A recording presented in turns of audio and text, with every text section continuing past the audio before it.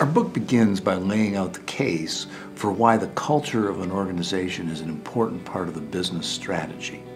The order exists in any human organization because a system of values and beliefs held by the members of that organization sets limits on what those members can do. Yes, there's formal organization and formal structure, no question, those are extremely important. But the culture is the glue that holds the organization together. The soft side of the organization has an important impact on business performance.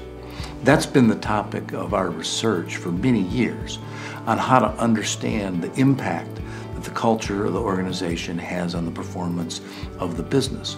This research led us to develop a model that emphasized 4 factors that are closely related to business performance.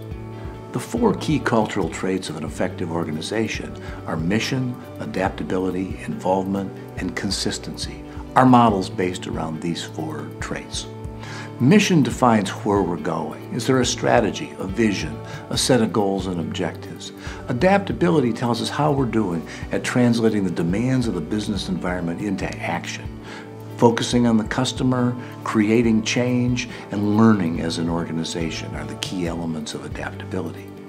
The third factor is involvement. Are your people aligned and engaged? Are they empowered, working well as teams, and developing their capability?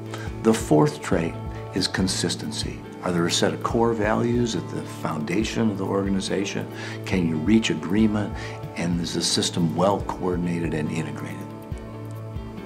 These 4 traits are used to create an assessment of the culture of effective organizations. All of the case studies in this book were tracked over a number of years using this culture assessment. The cases are used to address 6 key themes that are critically important in building an effective culture. Our first case focuses in on the critical importance of supporting the front line. Domino's Pizza is the company we examined for this chapter. Next comes strategic alignment. Deutsche Tech, a German technology company, and Swiss Re are the companies we examined to try to understand the process of creating strategic alignment across levels. Cultural integration in cross-border mergers and acquisitions is the topic of the next chapter. How do you create one culture out of many? This chapter examines a bank called Polar Bank in Scandinavia. Exporting culture change across national boundaries is the topic of the next chapter. This focuses on GT Automotive and how a successful transformation in North America was transferred to an equally successful transformation in Europe. The final 2 chapters focus in on the dynamics of emerging markets.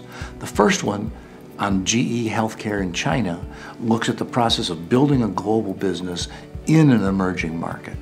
The second chapter, focused on Brazilian mining company Vale, looks at the process of building a global business from an emerging market.